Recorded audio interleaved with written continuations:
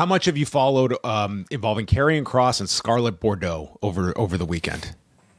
Just that they made, or at least people are speculating, then they announced that they were going to make an announcement via this documentary, and via this documentary they announced that they are free agents. Yes, so they put out, this was the second part of Karrion Kross's documentary, The Killer, titled, if you don't have time for the hour and 10 minutes, it's titled My Contract Ends Today. So there you go. That is the announcement.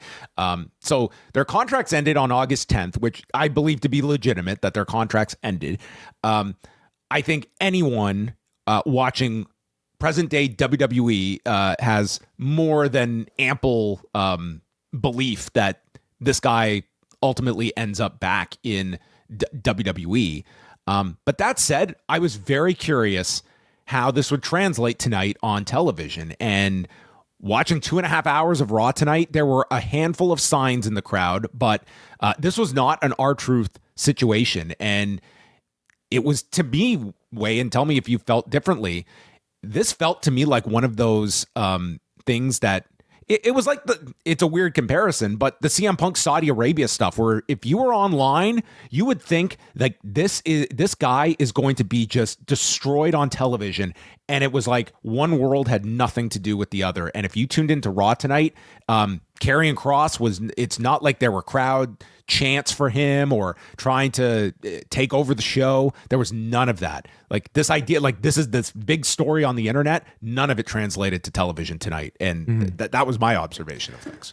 G1 Climax season continues on the Post Wrestling Cafe as we march toward the final on August 17th. Every single match in the tournament will be covered. Plus, we're going back to 2001 for a review of the King of the Ring, featuring Kurt Angle taking on Shane McMahon and Edge winning the tournament. Plus, John and Way are going to be reviewing all episodes of the WWE Unreal series on Netflix. Ask Away, Post Pro Res, Collision Course, so much more can be found monthly at postwrestlingcafe.com. I guess, like, in watching all of this and even knowing about this Karrion Kross Scarlett Bordeaux situation, I wasn't even expecting any sort of, like, big cry, big sort of movement from the audience.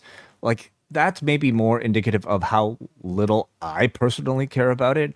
I mean, I feel like Karrion Kross has certainly gained a whole lot of buzz over the past year, but to me, a lot of that was deflated by seeing a lot of his recent matches with Sami Zayn. Like, as entertaining as this guy might be on an internet video, when it came time to actually perform on a big stage in delivering a solid match, he wasn't up to that task. And that, to me, ultimately killed my own interest in seeing more of him. And you've always spoken, Way, about like you've enjoyed a lot of the digital stuff he's done. And like that's not the character you're seeing on television. Like that's him. He's doing all this stuff on his own and these videos and this documentary. And like you watch this documentary and it's very well produced and he comes off as a super engaging personality. But like this is not the character you're seeing on television. And there is that disconnect. And tonight I just found like that disconnect was really amplified, where you just saw that like if you were just online all weekend, you would think this is the biggest story in wrestling, and on Raw, this was nothing. Yeah. If he does ever make a return, I mean, I do wonder if the reaction would be any significant, or if it would just be, a collection of people just being like, okay, there's a character that we haven't seen in a few weeks, and he's back. Like no knowledge of any sort of contract dispute whatsoever.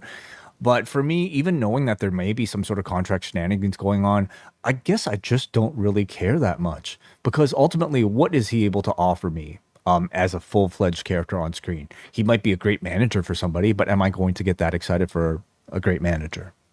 This is another guy that I think he would be perfectly made for the modern-day TNA. Like, I think he would be a much bigger fish in that pond than WWE, where I don't know, like if you're looking at like spots for guys, like is Karrion Kross one of those like top guys that you just have to have? And with R-Truth, they felt the pressure, like we have to get this guy back, even though look at where things have gone.